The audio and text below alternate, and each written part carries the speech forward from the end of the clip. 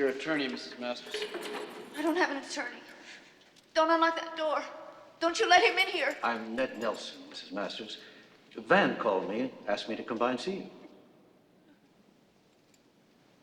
Nelson, Yes. are you in Van's firm?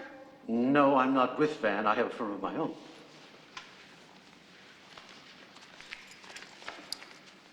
Let me see.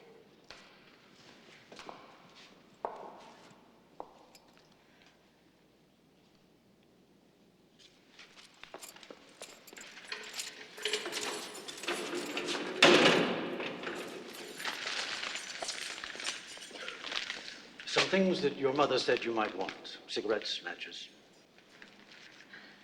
Thanks.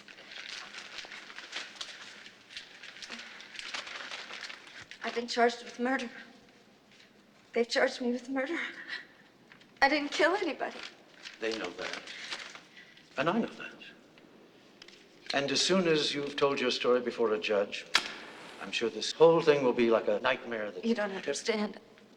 Your mother and Van have briefed me on the situation, or as much of it as they know. Finch and Mateo, do you remember them? Those were the two detectives who came to the house and brought you here. Have you talked to any other police officers besides them? No, no one but them. All right, Miss Masters. All right. I'll say this one thing to you. Make no statements of any kind to the police or to anyone else. No statements to anyone. Is that perfectly clear? Yes. Good. Fine.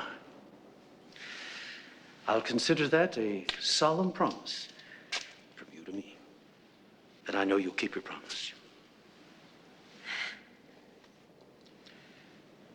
Try to get some rest.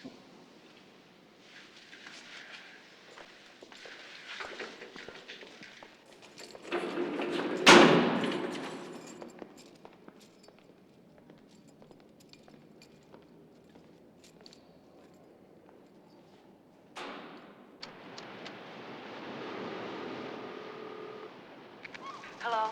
This is Bradley. Oh, thank God you've called. We've all been frantic. Hope's in desperate trouble. She's been charged with murder. Please call the Beverly Hills Police Department and tell them you exist. I don't want to talk to the Beverly Hills Police Department. They're idiots. But you've got to talk to them. You're Hope's only witness. She's in serious trouble. They need your testimony to clear... I gotta go. Don't go. Don't hang up!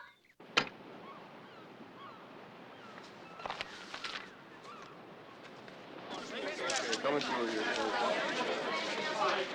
Back up. Step back, please.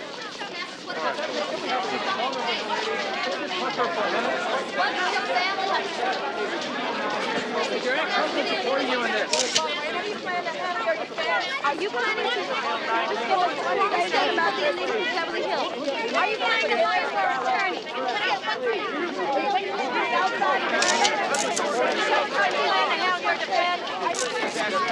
Is your family supporting you in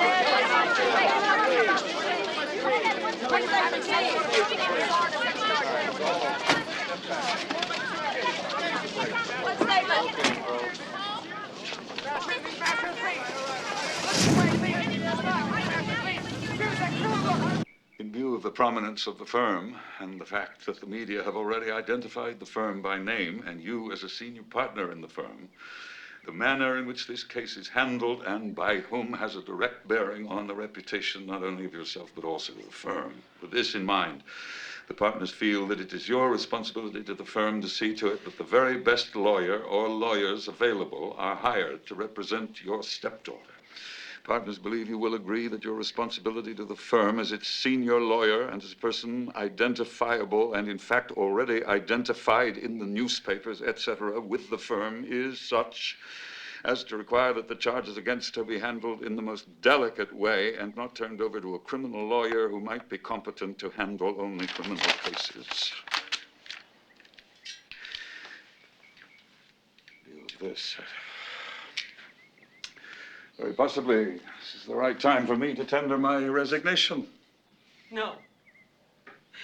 Not after all these years, not after all the hard work, no. Damn it. They can't chase you out. You're a good man. You're a wonderful, wonderful man.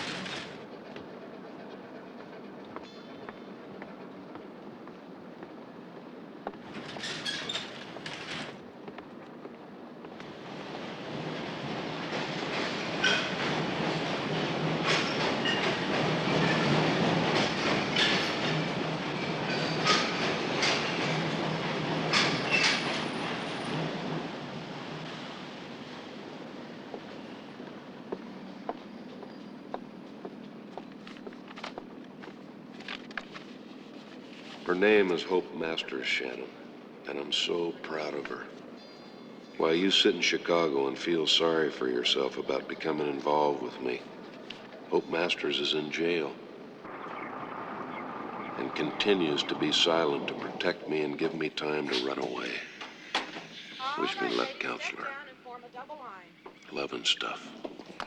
Quickly now. All right, you there. You there, beside her, to the left. You here, behind her. Okay. There. All right, now we're going to go up those stairs, so let's move quickly. Faster, ladies. Come on, don't walk.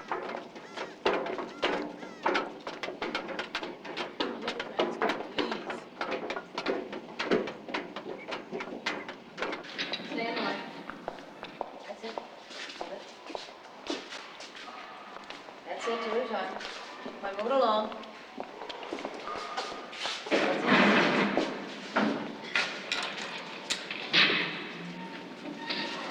Inside, ladies.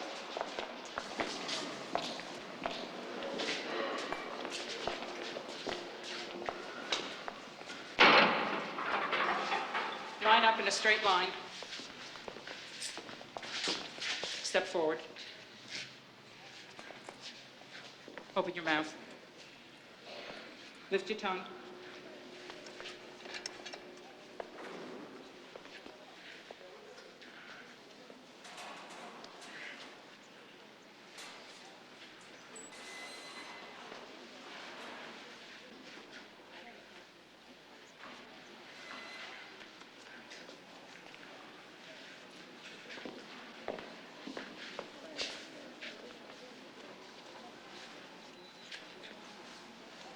Spread your legs.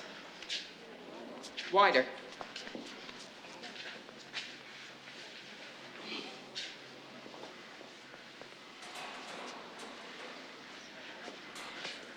I'm going to release the handcuffs. When I do, put your hand to your side.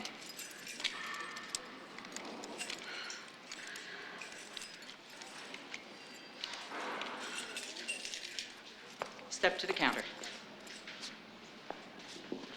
Step forward. Name? Hope Masters. Open your mouth. Left arm. Lift your tongue. Move along. Come on, hurry up. Let's go. Step right in, ladies. Come over here. I'm going to give you a basket. Take off your clothes. Everything. Put them in the basket. You go over there to those benches. Don't all go on that side. Some go on the other side.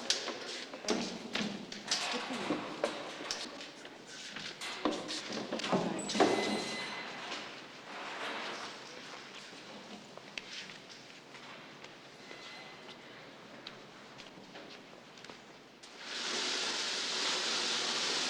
Okay. Next, go on in. Take the shower. Go ahead. Get in the shower.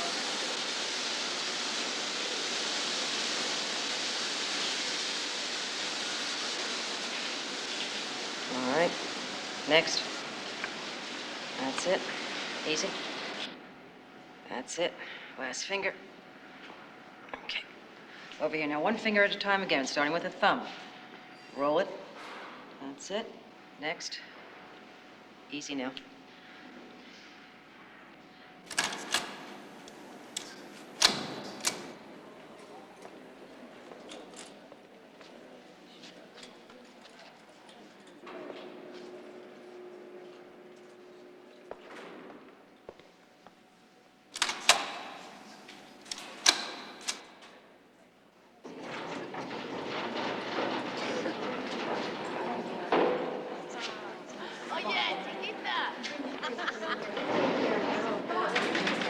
How's this compared to Beverly Hills, huh? Society lady. Over here. Oh, snooty. Matter, girl, you too good to talk to This is it.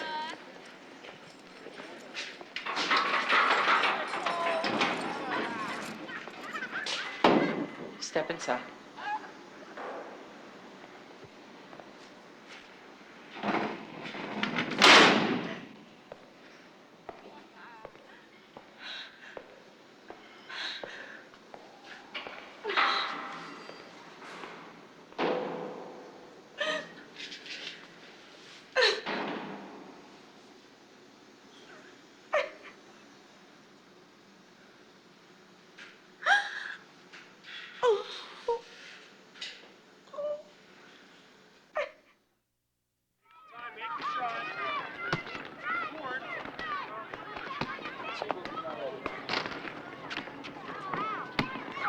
Hey, Glenn, I hear your mother's a jailbird.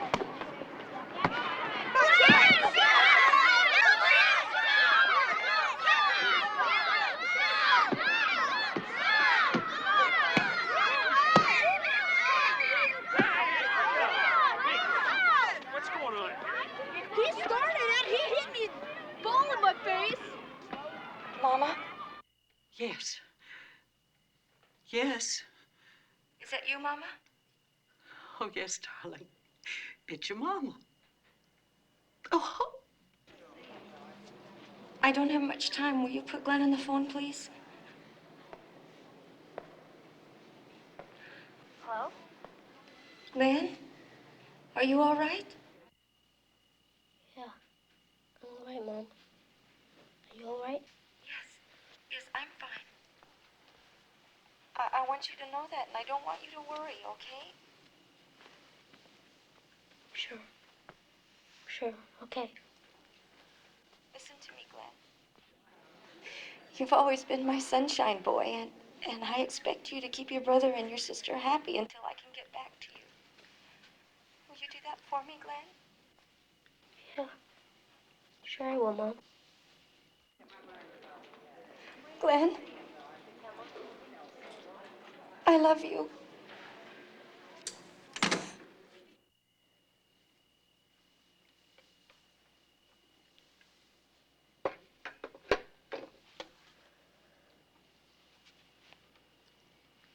We're never gonna see Mom again.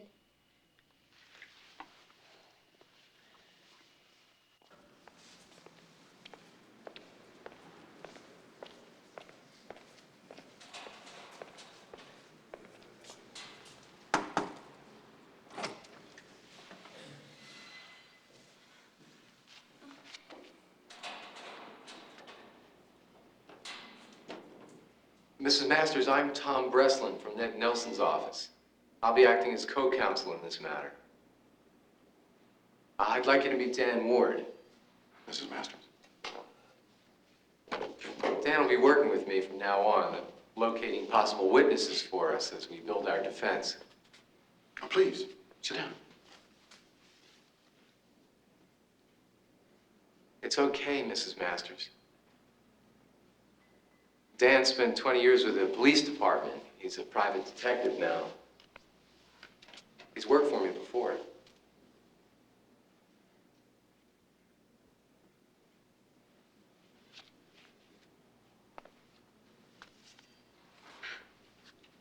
I thought you were from the organization.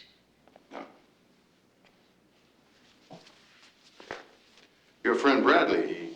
the organization quite a bit. Oh, I went over your statements to the arresting officers. Now, I'd sure like to talk to your friend about all that. He knows a lot about them. Yeah, I'm sure he does. Has he tried to contact you since you've been in here? No. Well, you can't take phone calls here. Yes, some hours. As soon as he knows I'm here, he'll contact me. He knows you're here. He does?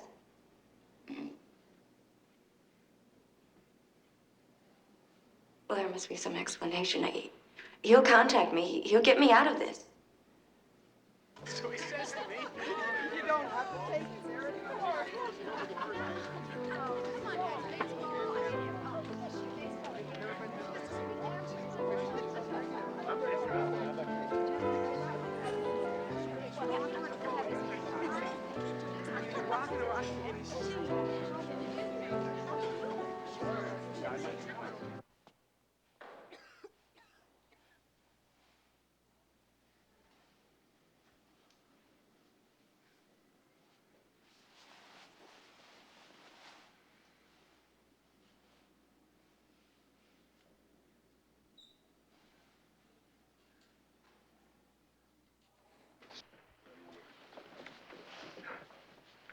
Gentlemen, you prepared to proceed? The state is ready, Your Honor. Ready for the defense, Your Honor? Hope Niven Masters. Is that your true name? Yes, it is. You represent Mrs. Masters? Yes, I do, Your Honor. I'm Ned Nelson. Tom Breslin of counsel, Your Honor. How do you plead? We plead not guilty and request a preliminary hearing. Very well, let's see. A week from today, 10 a.m. Agreeable, Your Honor. May bail be set? The people cannot agree to bail at this point, Your Honor. This woman is accused of a brutal, cold-blooded, first-degree murder. Your Honor is certainly aware that the proof is weak and there is no great presumption of guilt. Your Honor, the state... Just a second. Go ahead, Mr. Nelson. While Mrs. Masters may not have used the best judgment, she certainly did not kill Morgan. And as soon as a man named Bradley can be located, I am confident that all the charges against her will be dismissed. Okay, your turn. I disagree with Mr. Nelson about the weakness of our proof and the presumption of guilt. Your Honor... And I seriously doubt the existence of anyone named Bradley.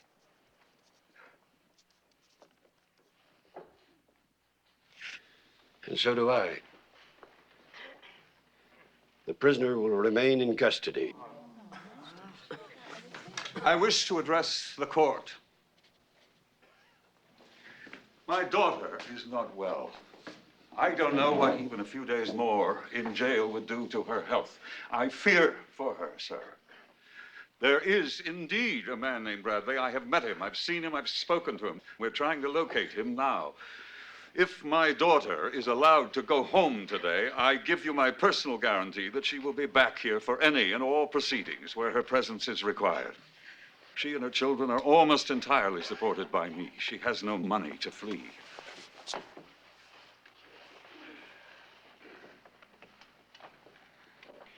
Bail is set at $50,000.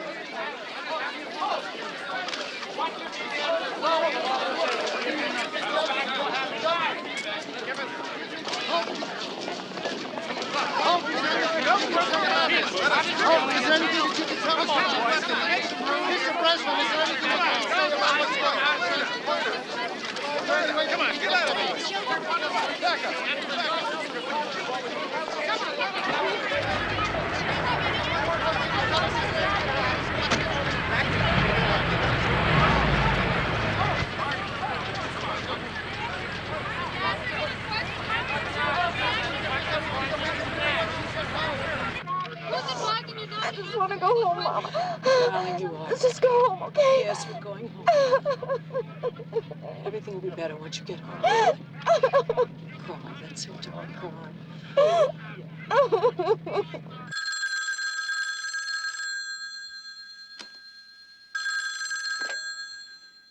Hello? How are you? I know it's been tough for you. I've been thinking about you, worrying about you. I'll stick around, Hope. I'll see you out of this mess. Oh, please do. There are people that are ready. 3 people that are ready to meet with you anywhere, anytime you say. Yeah? Who? Ned Nelson, he's my lawyer. And Tom Breslin, he's my lawyer, too. And you can reach them at... I know where to call them. And Dan Ward, he's a detective. And you can reach him at Klondike 57344. 344. I better talk to him. He'd be interested in knowing the contract on you was brought through Chicago. God, I still can't believe someone would do that to me.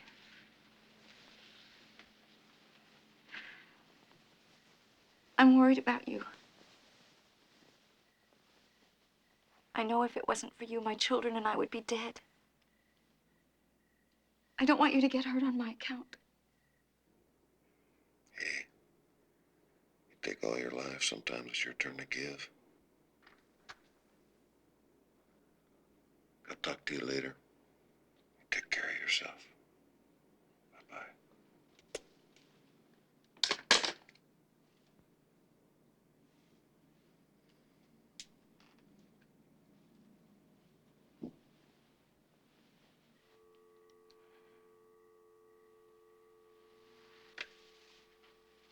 You all right? Well, I got some notes here, some piece of paper. This intruder who came in. What you say here, he sounds like a dumper. What? A dumper. That's a guy who will savage a broad, beat her up, grab her by the hair, drag her around, real caveman stuff. Now, you think we could put your intruder in this category? No. Really? Tied my hands behind my back with adhesive tape. It was completely under his control. I was at his mercy. At one point, he caressed my body with his gun. So far, am I right? Yes, but... He put his hands on my breasts, and my thighs, and my buttocks. And he said if I screamed or tried to get the foreman, he would kill him too, and he would kill my children. Look, I've already told you all this. All of it? Every bit of it. Well, then maybe there's something you just you didn't tell me at all. Mrs. Masters, don't kid yourself. This scum, he's a dumper.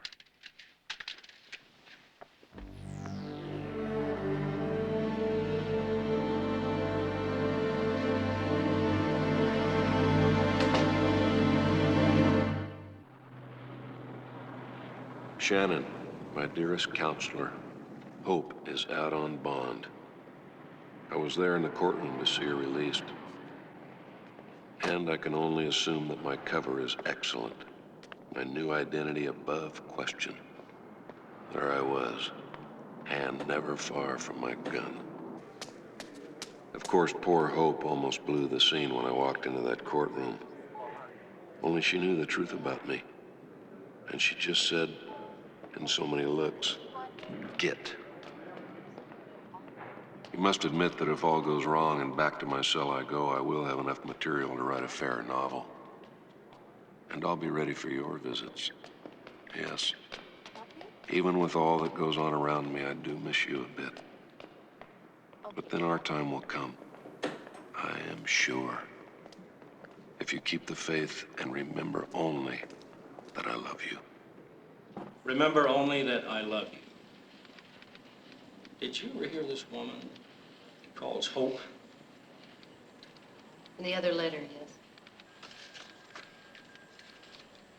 Richard Morgan found shot to death in a ranch near Springville in Tulare County, California. Did he ever mention that name to you, Morgan? No, Before he sent you the clip? no, Neither name? no. I see.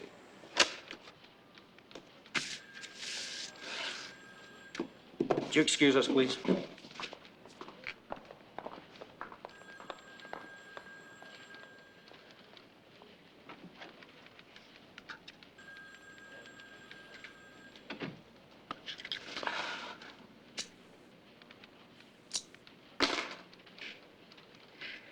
It's a nice time of year to be going to California. The FBI looks on everyone here as part of the team. We want this man just as much as you. And no one wants him worse than Bob Swalwell of the Illinois State Police, who's been after him for a long time. Bob? Too long. Thank you. This guy's gotten away with too much. He's ruined or ended too many lives because he's always playing his games. Would you pass these out, please? Thank you. Now, our job is to make sure that every head waiter, every desk clerk, every hotel manager has these pictures and knows what he looks like. This guy dresses the best. He can fit in anywhere he wants to. He eats the best, drives the best. But he has an uncanny ability to lay still. He is very, very smart. And he knows all the legal angles. He's a very good listener, and he's very convincing. You can walk up to him and talk to him, and he'll convince you he's not the guy you're looking for. And if that doesn't work, he'll pull out a gun and blow your head off. He's dangerous, he's quick, and he doesn't care. So watch yourselves, every minute. Hope said you wanted to talk to me. Yeah, I sure do. Mainly I'm interested in that intruder, the one with the goatee. 6 feet, well-built, maybe a Mexican. That sounds about right, but there's a lot of loose ends. Maybe you could tie some of them down for me. The original contract was on Hope and her 2 older children. The original contractor came out here from Cleveland, but he spent his money and didn't do the job. They eliminated him a couple of weeks ago in a motel room in Los Angeles on Sunset Boulevard. This information is very important. And obviously you could be very important to Hope's defense. What I'd like to... We're not going to meet, Mr. Ward. I'll tell you that right now. I'm not coming to you, and you're not coming to me. We're not going to meet, ever. You tell Hope I'll stay around and see her through all this. Ward, I'm counting on you to let her know in every way possible that I'm on her side. That I'll keep in touch. That I won't disappear from her life. And Ward, tell her to kiss the kids for me.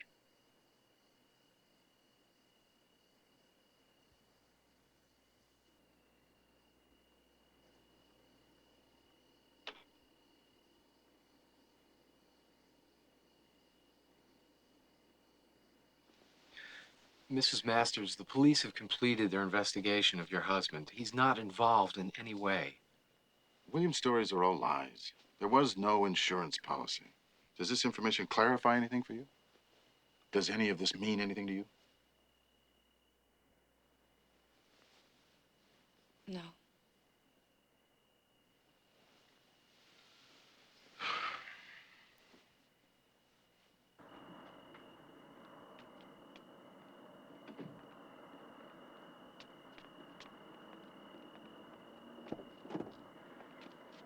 I've never heard anything so evil in my life. He's absolutely sinister, the way he plays on her deepest needs.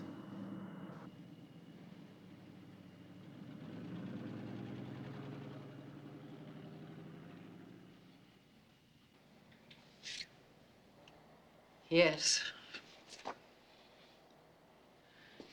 Yes. Mrs. Masters.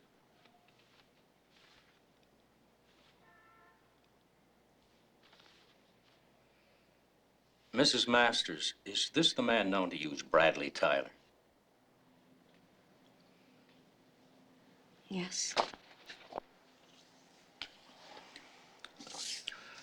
I wish I could tell you this brings it all to an end, but I can't. It's not ended. I will tell you, though, that if your daughter had done anything differently, deviated in any way from the instructions he gave her, she most surely would have been killed. Now, one other thing. If you should happen to answer the phone when he calls, and believe me, he'll call. He's like a moth attracted to the flame now. Treat him exactly as he's advertised himself to you, as a man who rescued your daughter. Flatter his ego. Keep him calling. Keep him coming nearer. We'll catch him. He's got 42 other names besides Tyler that we know about. Let's see, Greenway, Marcus, Malcolm, Painter, Stone, Smith, Johnson. Couldn't you be mistaken? No. No mistake. Rule of thumb. Any name that's on the credit card's his name. His real name, Mrs. Masters, is Jordan Williams. Likes to be called David Jordan Williams or D. Jordan Williams. I know none of this can be true.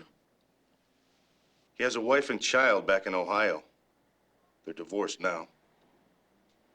He met her and married her when he was doing time at Ohio State Pen for armed robbery. She was the warden's private secretary. Now, it'd be funny, Mrs. Masters, the warden's secretary and all. Except he ruined her life. Can't have a real laugh about a thing like that now, can you?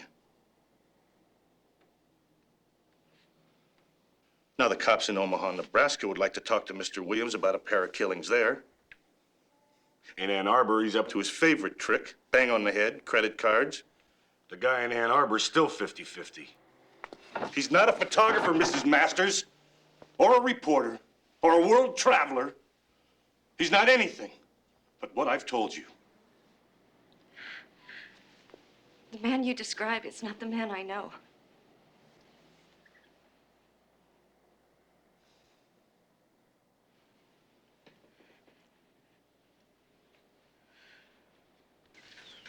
It's come up in conversation after conversation, and no one seems to want to talk about it. And it's going to come up again and again, and it has to be resolved one way or another. Do you understand? Yes, I understand. I don't think you do. Are you protecting this man for some reason? No. He's a dangerous man, Hope, whether you want to believe it or not. Oh, Van and I are terribly concerned. What are you concerned about? Haven't you been listening?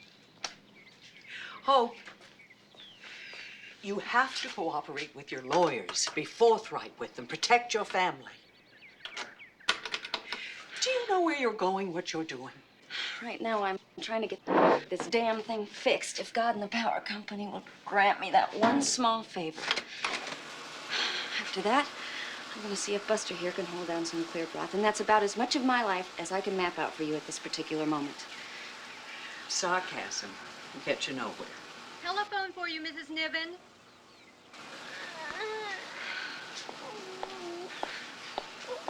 Oh. I'm hungry, Mommy. I know, Tom Tom.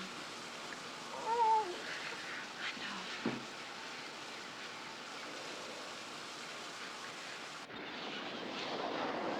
My father was really beautiful. When my mother divorced him, he took away some of that beauty that I'd been borrowing to get along. All I had left was big teeth with lots of spaces between them, scabby knees and stringy hair. God, I looked awful in those uniforms they made me wear to school. I hated uniforms and private schools. Roger Rigid, in that order. Roger. Van. Step-papa. A citadel of ironclad logic. Aha. Van and I got off on the wrong foot right from the beginning. But he was pretty wonderful in that courtroom, wasn't he? I thought so. So did I. You know, for a man who only wanted me to graduate from Stanford and find a husband, he sure has had his share. You said on the phone you had something you wanted to talk over.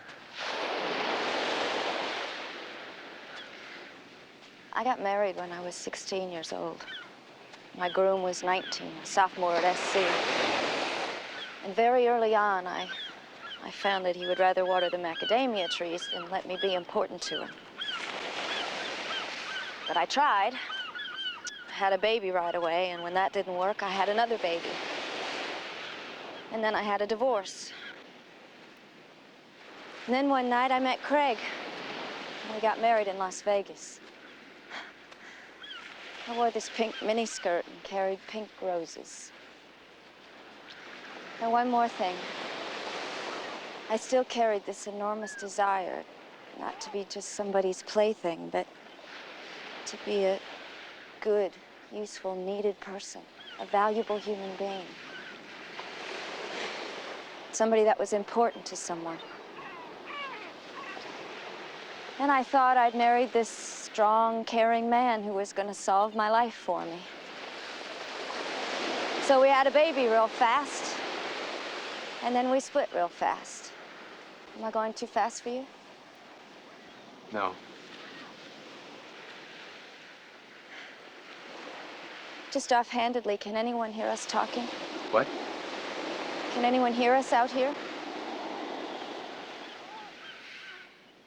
Nobody can hear us. I have something to tell you.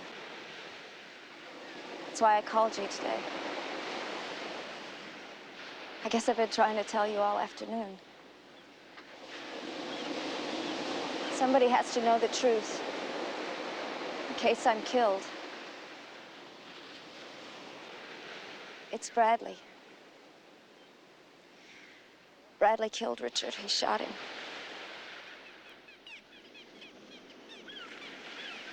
Did you see him do it? No, he told me about it. Dan Ward and Ned and I have had a bet going for some time. Who would you tell first? I'm glad you told me, Hope. I'm sorry. I led you wrong. I led everybody wrong. It's just that I was so scared. I've been so scared for so long. Scared for my kids. Scared for myself.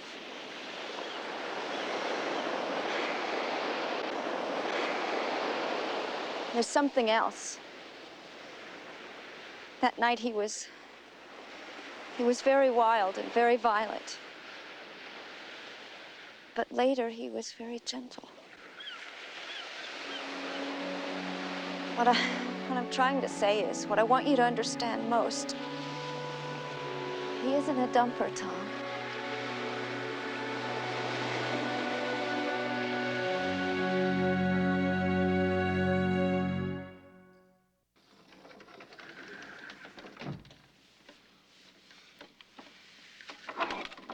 Yeah, I recognized him right away.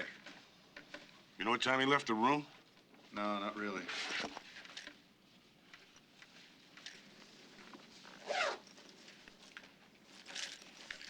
What's across the hall? 10:15. Is it empty? Yeah.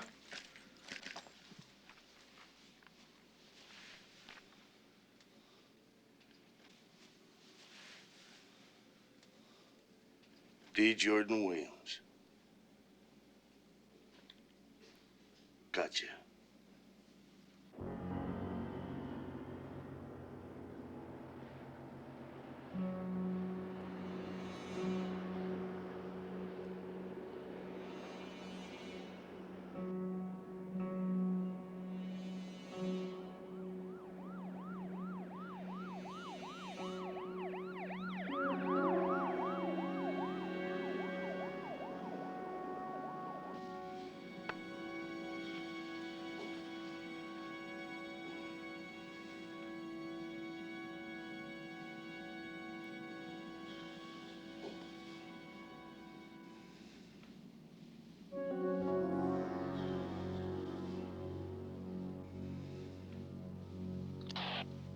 1016, and it's very quiet right now. Nothing here. Nothing happening here. What do you think? So what do you think? He'll be here.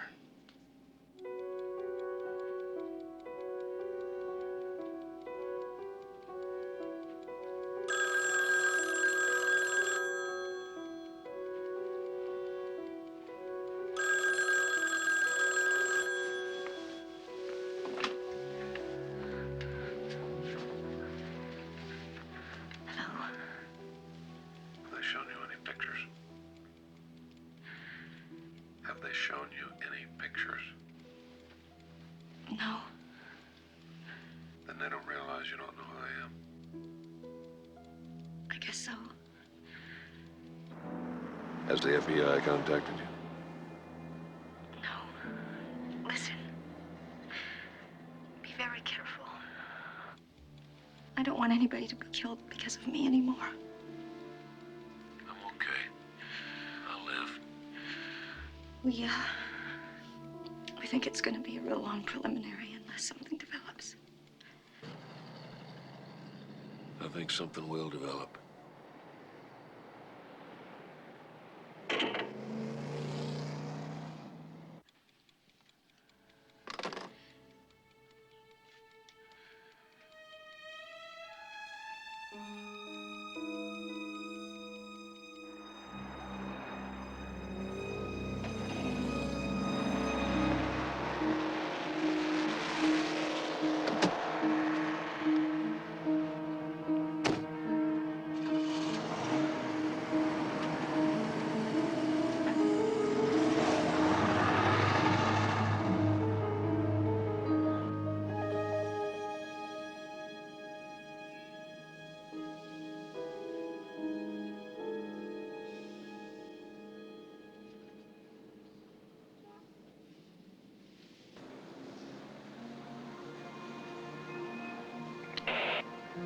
He's here. I read you. He's here.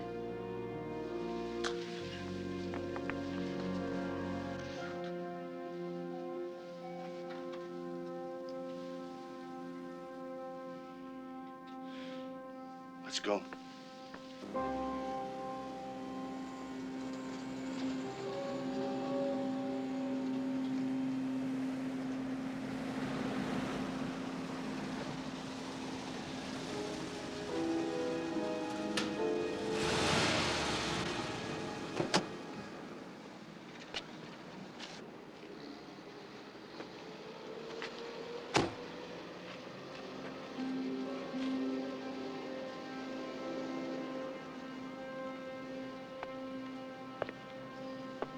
No units are to stop the subject.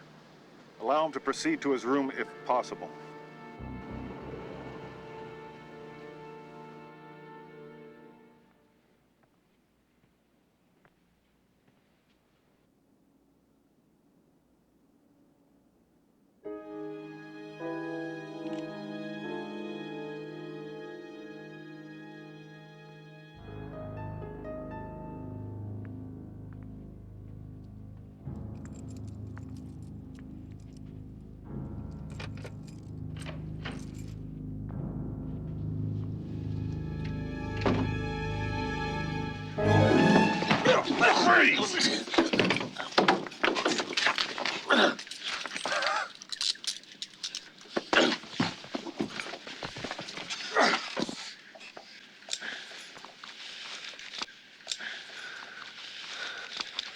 I'm gonna sleep good tonight, you no good bastard. Then Jesus said to her, "Neither do I condemn thee. Go, sin no more." Then Jesus spake to them, saying, "I am the light of the world.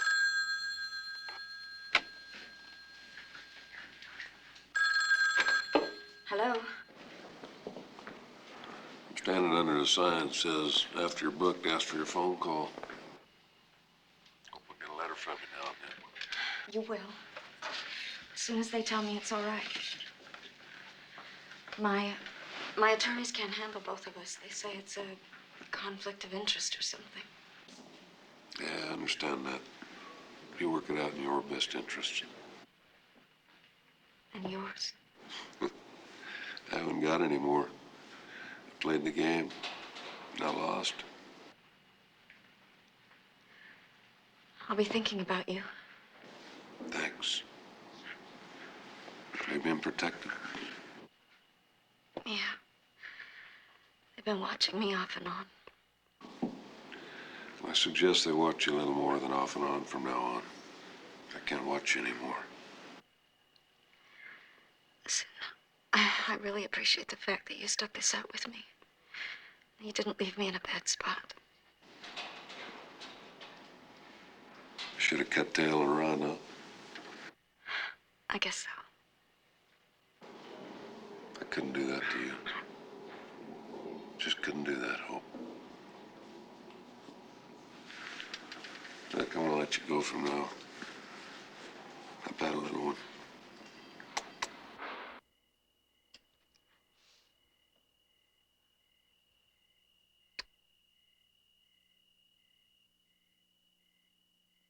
Yes, Mr. Houston, could you give us a statement on the Masters trial indeed? On March 2nd last, this office issued a complaint against Hope Niven Masters, charging her with violation of Statute 187 PC, murder in the first degree. Now, the arrest of David Jordan Williams does not affect the charge against Mrs. Masters. The charge still stands. Mr. Williams will be similarly charged in his arraignment. They will be co-defendants. Mr. Houston. No further comment at this time. Mr. Powell here has been assigned by the Public Defender's Office to represent Mr. Williams. Dismissal motions?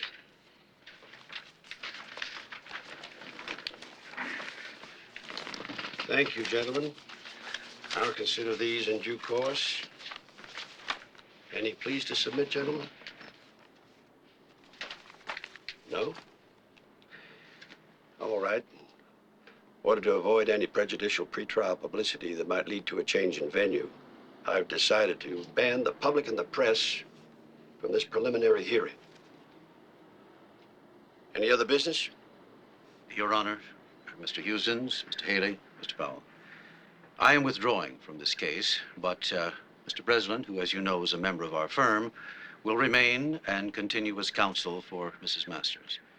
It's merely an economy measure, Your Honor, that's all.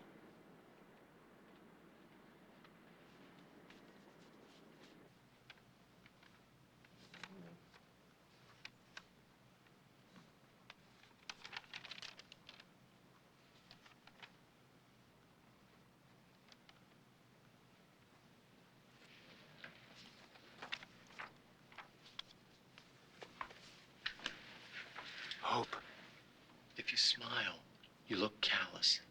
If you cry, you look guilty. So just try to keep a straight face.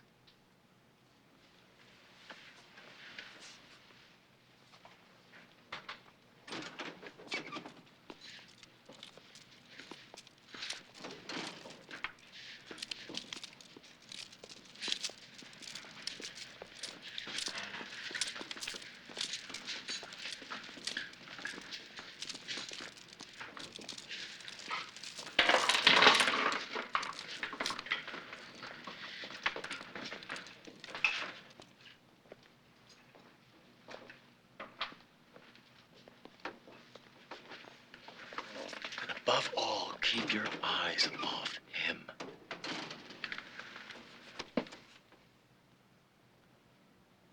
¿Cómo estaba vestido el hombre? Estaba desnudo. He was bare. No tenía camisa puesta. He wore no shirt. Estaba acostado en el piso delante de la chimenea. He was lying on the floor in front of the fireplace. Was he wearing pants? Badgering. Sit down, Mr. Breslin. Please, sit down. This is not a trial. It is a preliminary hearing to determine whether or not there is a case to be tried. That is our whole purpose. It is the business of the state to do that. Now, I'm going to overrule your objection and allow Mr. Houston one more question. Make your point or desist, okay? Certainly, Your Honor. May I ask her? Ask her. ¿Y los pantalones? No tenía camisa, pero tenía pantalones. No estoy segura. Estaba oscuro. I'm not sure. It was dark. It's dark, eh? Oscuro, eh? Sí, estaba muy oscuro. Solamente la luz de la chimenea. Yes, very dark. Only light from the fireplace. Was Mrs. Masters present in the room? La señora Masters estaba en la sala. Sí. Ella le acariciaba la espalda. Yes, she was massaging his back. While Mrs. Masters was massaging this man's back, did she have a nightgown on? Mientras la señora Masters le acariciaba la espalda de este hombre, ¿tenía puesto el camisón? No estoy segura. I'm not sure. No vi. I couldn't see. Was there music? ¿Había música?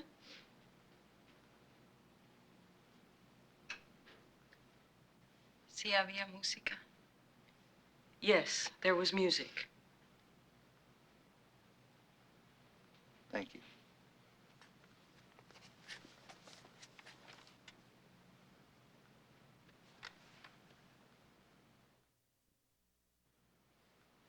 Mr. Morgan was over at the fence, sort of posing for pictures. And Mrs. Masters was talking to the man with the camera. And what were they talking about? Objection. Invites hearsay. Counsel has not established that the witness... Sustained. And what was Mrs. Masters' attitude while she was talking to Mr. Williams? Shh. Go ahead, answer. It seemed to me like she wanted to make a good impression on him. How'd you ascertain that, Mr. Lee? She smiled at him a lot. She let him know she's got a nice hank of hair there. And she sort of let him know she had some other equipment, too. Other equipment? The way a female can do, you know? Oh, I know. I won't ask you how you ascertained that, Mr. Lee. Hope Niven Masters. A long, low blonde with a lot of speed. What kind of woman is she, Joe? What goes on in her brain? What goes on in her heart? Nothing much. When she achieves her 35th year or her mother dies, or whichever comes first, Hope Niven Masters comes into big, big bucks. Talking about the kind of money guys like you and me never see. All she has to do is wait. Boring, Joe. Then, one day, into her life steps David Jordan Williams. Hey! He hit it off. They, have a few drinks, play touchy-touchy all afternoon. You read the search report. Maybe they get into some of that pot they found up there. Maybe some uppers, maybe some downers. They get to giggling. And let's have some fun. What do we do for kicks? I got a hell of an idea. Why don't we blow the brains out of Richard No Middle Initial Morgan? He's a boor. He has none of the snap, crackle, and pop that D. Jordan Williams has going for him.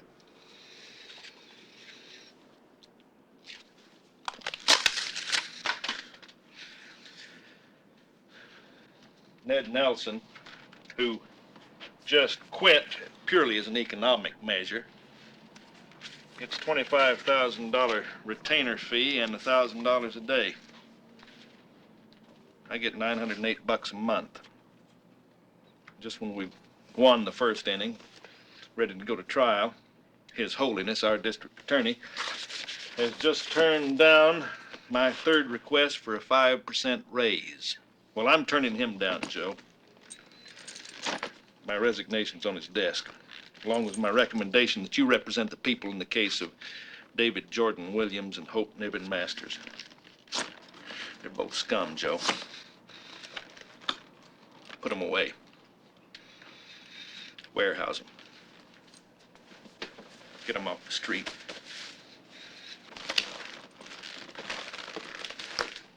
So long, Joe.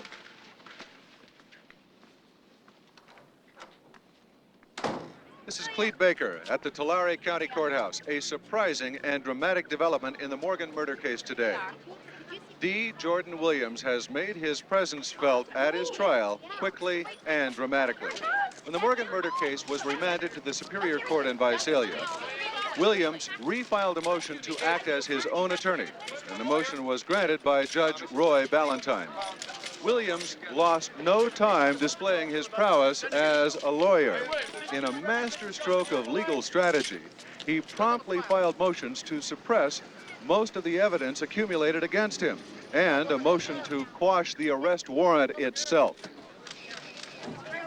1 hour ago, Judge Roy Ballantyne ruled out most of the physical evidence against Williams, branding it inadmissible. Judge Ballantyne said that proper procedures were not followed by the police or other law enforcement agencies. He said that Williams became a suspect in the case only after the FBI improperly intercepted a letter or letters from Williams to a Chicago lawyer. The people will, of course, file an immediate appeal of Judge Ballantyne's ruling. Thank you very much. I had anticipated that you would appeal, Mr. Haley. So I would think that 30 days would be time enough for the appeals court to make a decision. Mr. Breslin, we are scheduled for trial the day after this holiday. But with this appeal, of course, we will now have a continuance. You will agree to that continuance? No, Your Honor. I cannot agree to a continuance without consulting my client. Well, then, will you kindly contact your client and ask her to agree to a continuance? Certainly, Your Honor.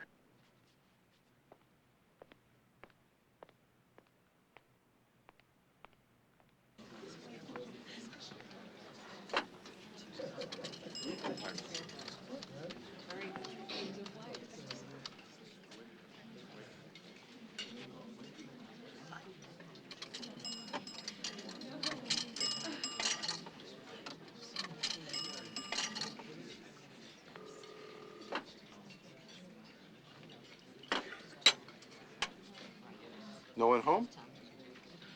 No one home?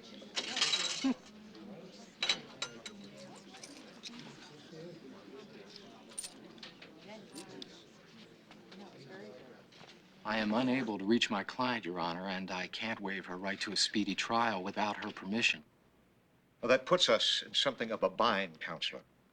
I realize that, Your Honor, and I apologize. I know the co-defendant's trial is automatically postponed for 30 days because of the state's appeal, but we are willing to go to trial separately with Mrs. Masters. Your Honor, I protest. Just a minute, Mr. Haley. What's on your mind, Mr. Breslin? Without any evidence, the case against Williams seems to come down to one person, but she is the co-defendant.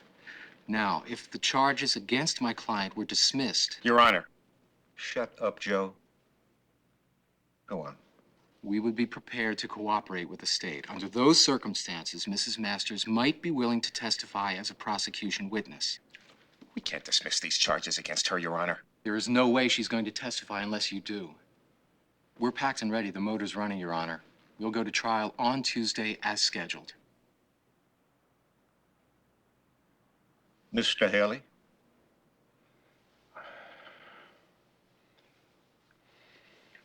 Well, how about having her plead guilty to a lesser charge, like not calling the police?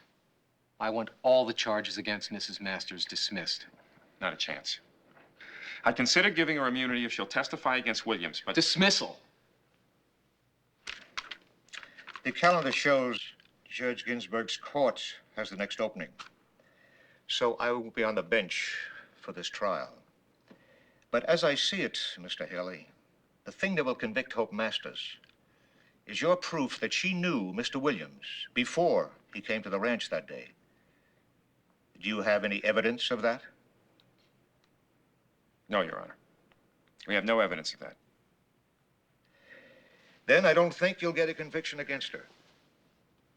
I think you're better off getting her cooperation.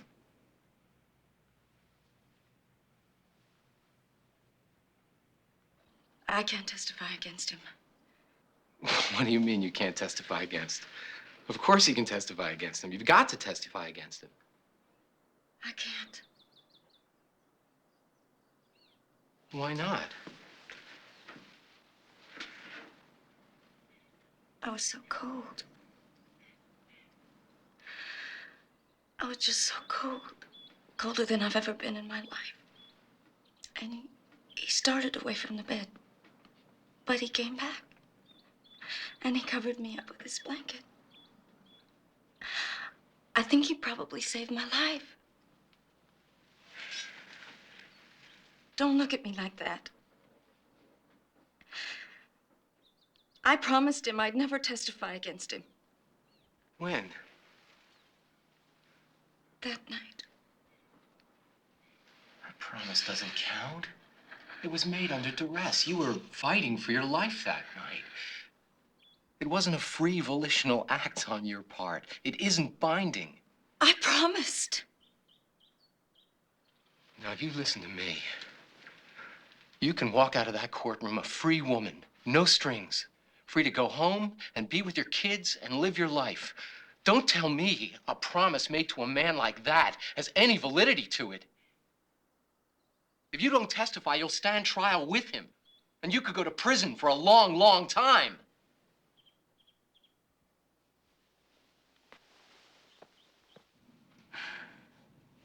What do I do? God would want you to tell the truth. Without any malice, without any hatred, or any feelings of revenge. The truth, as you know the truth to be. But I can't go back on my word.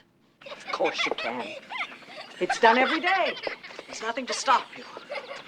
Or is there some kind of an impediment in your thought process that won't let you free of him? Hope? Dear God, girl. Look at it this way. If you don't testify and send him off to prison, he may still kill you. And them.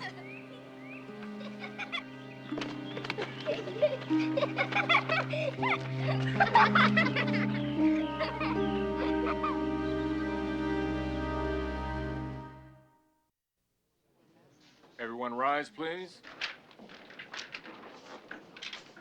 The Superior Court of the State of California and for the County of Tulare is now in session. Honorable Leonard M. Ginsburg, Judge presiding. Please be seated. Court's now in session.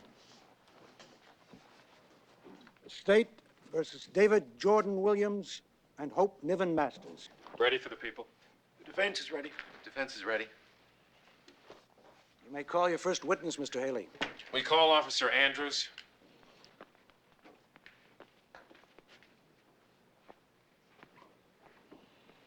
Would you raise your right hand to be sworn? Do you solemnly swear or affirm that the evidence that you shall give in the matter now pending before the court shall be the truth, the whole truth, and nothing but the truth? I do.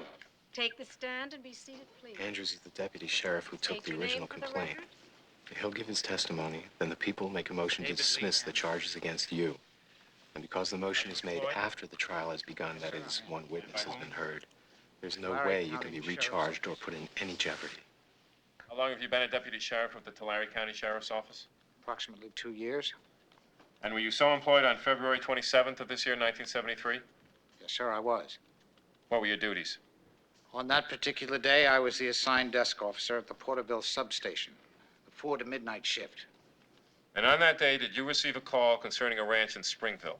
Yes, sir, I did. Approximately 9:40 p.m. Here she comes, guys.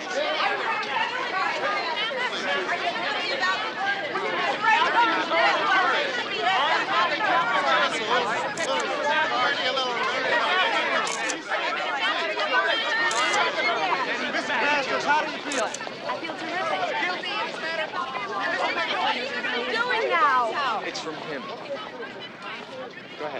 a statement, Mrs. Masters. Hope, to you.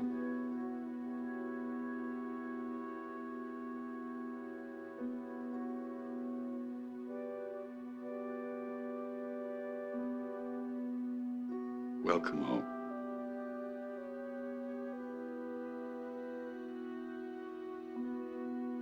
Thank you. Thank all of you.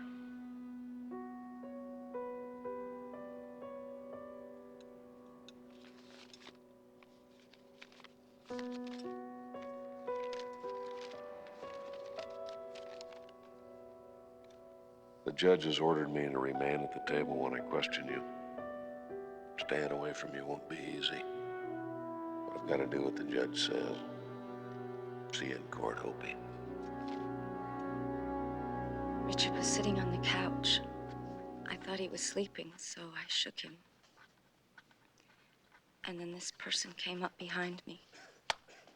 The same person who had accosted you in the bedroom. The same person, yes. Did you recognize this person as someone you had seen before? No. What happened next, Mrs. Masters? I realized that Richard was dead, so I ran. And he was right after me, tearing at my clothes. And he caught me and threw me down on the bed, and he raped me. Were you clothed or unclothed? Unclothed. Mrs. Masters, could you please speak louder so that the jury can hear you? Unclothed, They torn away all of your clothing. yes. What else? What else, Mrs. Masters?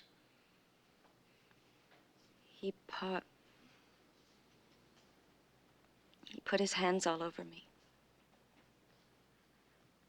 Did he say anything while he was doing these things? Yes. What did he say? He made some suggestions.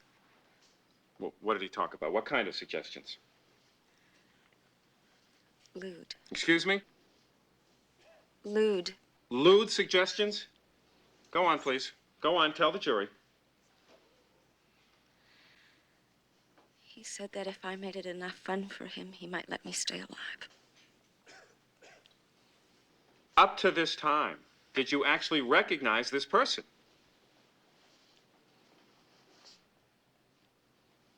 No.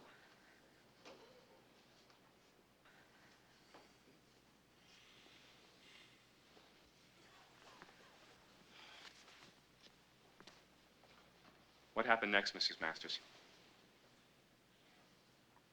He taped my hands and feet behind Louder, me. please. He taped my hands and feet behind me and left me alone. I hoped that he would leave the house. And then after a while, I fell asleep. And then he came back and put a blanket over me. And then he did something that Richard used to do all the time. What did he do?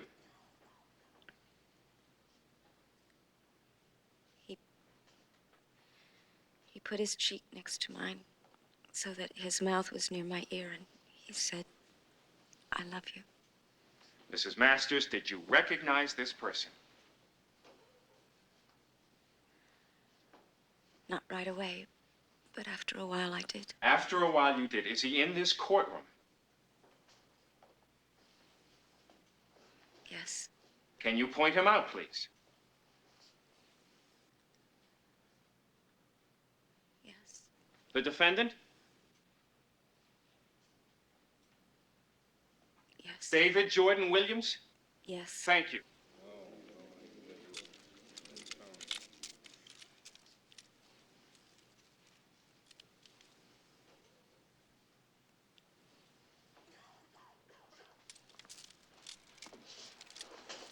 Now, Mrs. Masters, this intruder. Shall we call him a person, an intruder, a stranger, or what? Intruder. Yes. Did this intruder rape you more than once? Yes. Did you sleep at all that night? I might have for a little while. Did the intruder sleep at all that night? You mean this person that I'm not sure who it was?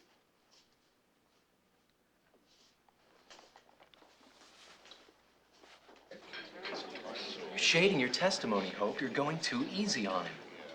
He's going easy on me. No, he isn't. Joe, just sit down, have a little lunch. No, thanks. Passing it up today.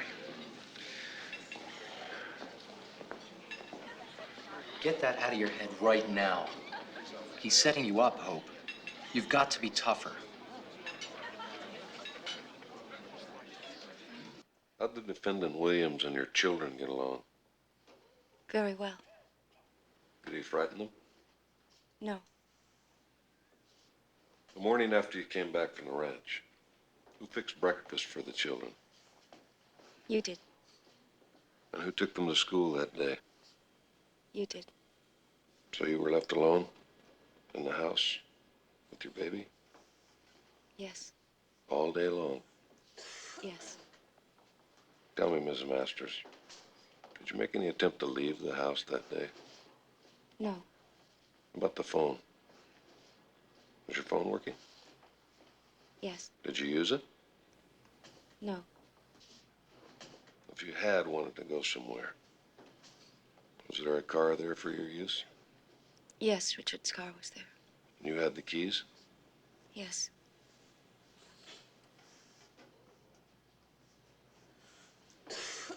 Where'd your children sleep Monday night?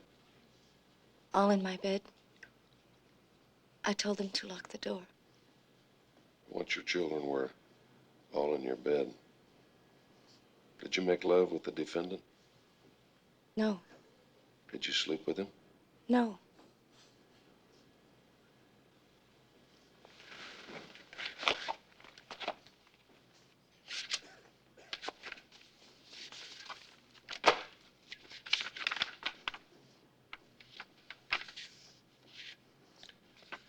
Prior to the year 1973, have you ever stayed in a hotel room with the defendant Williams? No.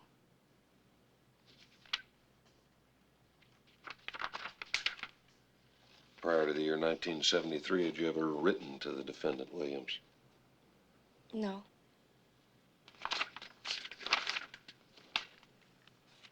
Have you ever sent him any photographs of yourself? No.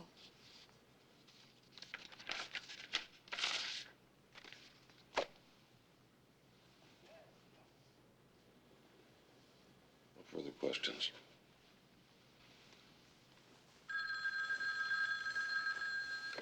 Yeah, hello.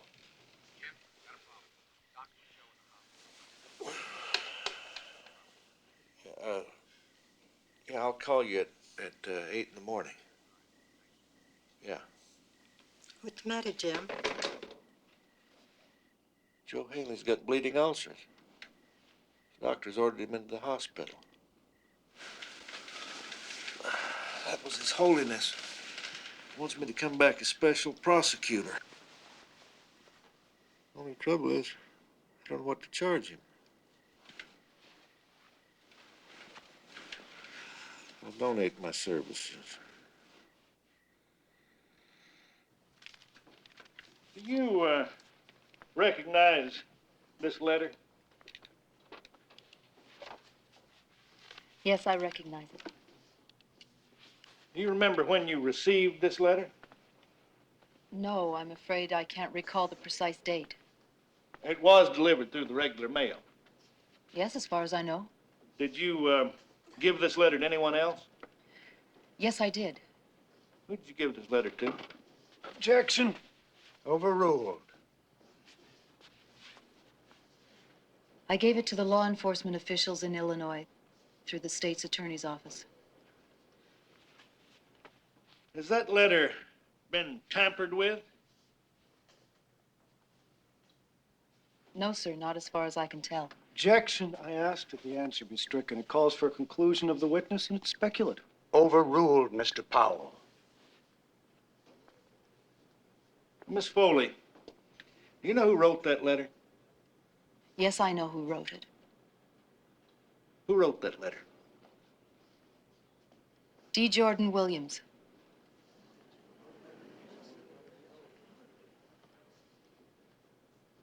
Thank you. No further questions. Let's take a 10-minute recess before cross-examination. You may step down.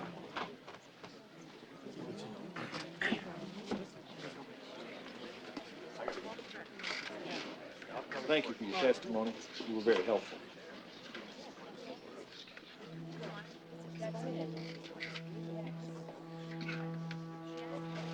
I don't believe a single word that he's ever written or said. It's hard to believe anyone could. Absolutely nothing.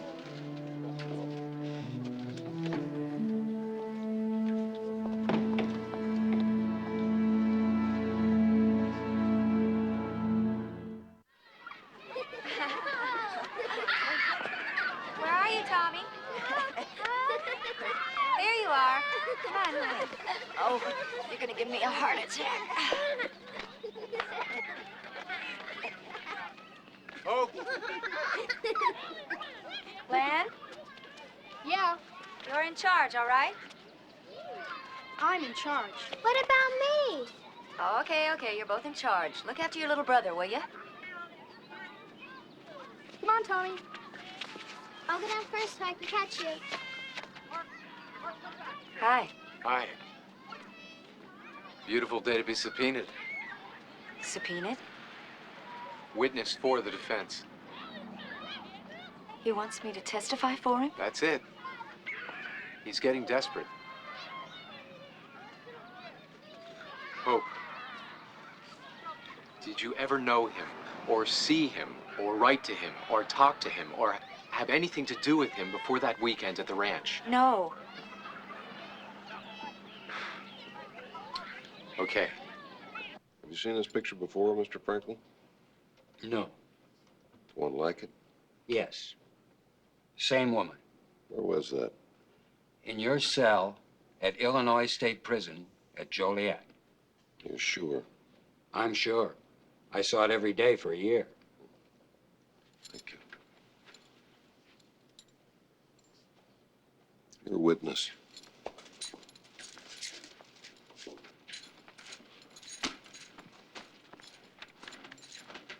In your capacity as guard at Joliet, would you be able to say whether or not Mrs. Masters ever visited the defendant in prison? Not to my knowledge. But this is to your knowledge. Yes. Are you a friend of Mr. Williams? I was one of his guards. That's not what I asked you. I asked you if you were his friend. Answer the question. Yes. Where do you live? Elgin, Illinois. Who paid for your trip to California? The state of California. Do you remember? Is this your first trip to California? Yes. You like it? Yes. Do you remember seeing that picture of Mrs. Masters in Mr. Williams' cell from your own recollection, or did Mr. Williams say something to refresh your memory?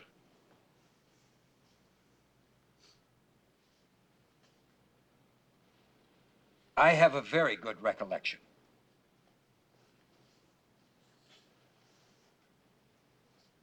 Thank you.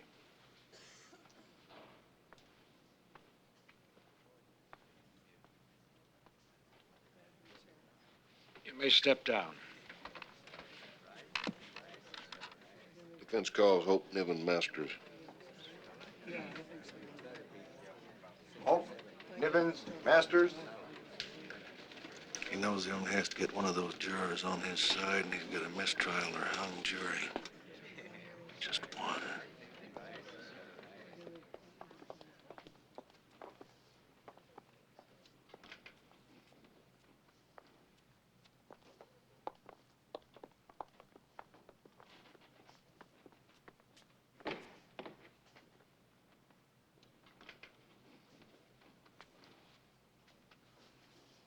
We admonish the witness to remember that she is still under oath. Please be seated.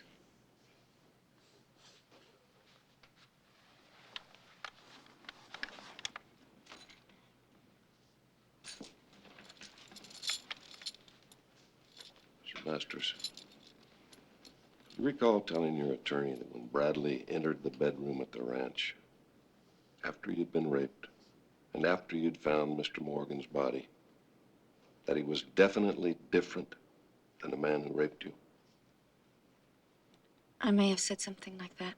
I don't remember the exact words. Was Williams entirely different than the man who raped you? He seemed very different. Mr. Masters, you told your attorney that you could pinpoint the time you were raped, didn't you? I don't believe I did. Or do you recall telling him that you were a very sound sleeper? That it was in the first hour you were asleep? I probably said something like that. Since I was so sound asleep, I would guess it was during the first part of my sleep, which is when I sleep the most deeply. Didn't you tell your attorney that when you awoke at 6 o'clock in the morning, you were in bed with the defendant, Williams, and Morgan's body was in the living room? Probably something like that, yes. And isn't it a fact that you told your attorney when Williams got into bed with you, he wrapped his arms and legs around you and went to sleep? Not in those exact words, but that's what happened. Isn't it also a fact that you told your attorney that Williams did not return to the ranch until Sunday morning? I don't believe I told my attorney that.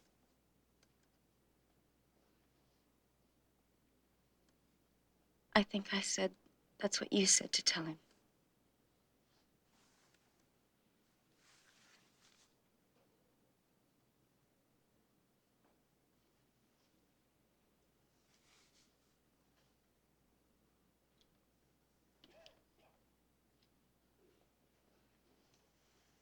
Williams didn't rape you.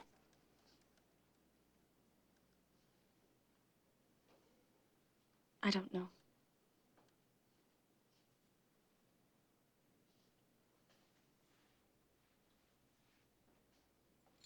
Thank you.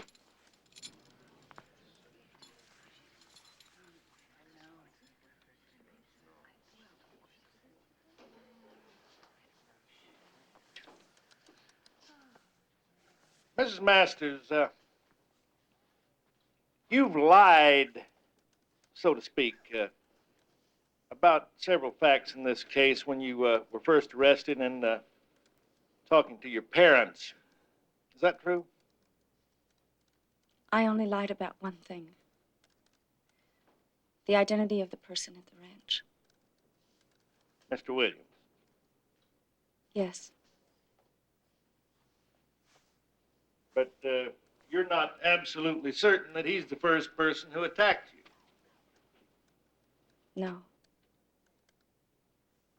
Now, looking at the situation now and considering it, have you changed your mind? Your Honor, that's speculative and self-serving. She's had months to think about it. She's sworn an oath to it, and now, after cross-examination, she's going to change her mind? Your Honor, I don't believe she's had a chance to respond to this particular question. And in light of the questioning this morning, I would like to have it clarified. Go ahead, Mr. Eustace. Who do you believe was the intruder at your ranch that night?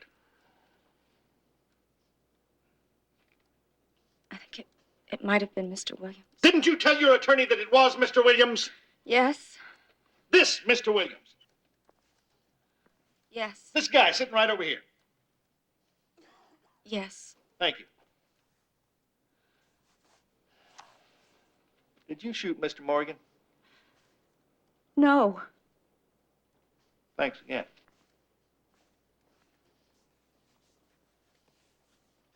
Let me step down. Take a 15-minute recess.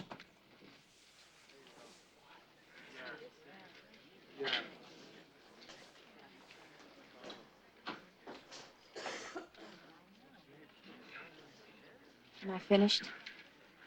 You're finished. And he's finished. Oh, he'll have his big show. Call every witness he can think of. Why not, Mrs. Masters? People of California will pay for it. The taxpayers, the square people, the working people, the boring people. They'll pay for it. They'll pay for his room and his board and his medical care and his dental care and his eye care for the rest of his life. How many people do you know who can afford an insurance policy like that? Hell of a system, isn't it? Go on home. Make fudge. Enjoy. It's over. Nothing's over. It's like an unfinished conversation.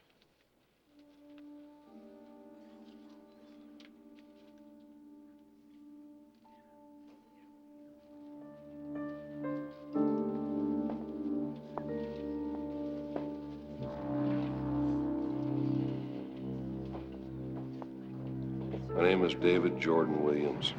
However, I've used approximately 90 different names during the past 23 years. I first met Hope Masters in 1965.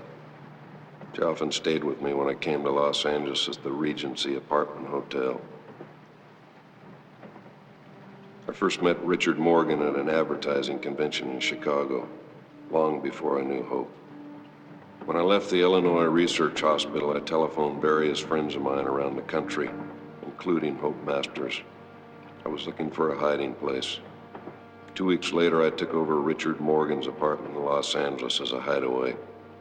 I drove up to the ranch that Saturday to take pictures of the layout and explore the possibility of hiding out at the foreman's house, since he was about to be fired. I returned to the ranch at 10:30 on Sunday morning. Hope was hysterical. She was sitting in the orange grove. I couldn't make much sense of what she was saying, only that Richard's dead. She kept repeating it. Richard's dead. No, I did not kill Richard Morgan.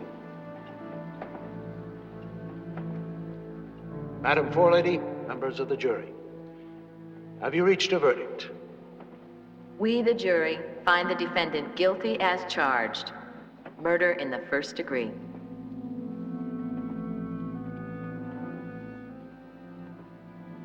It never seems to occur to anybody that he let me stay alive because he thought I was a good person. A useful person. A valuable human being.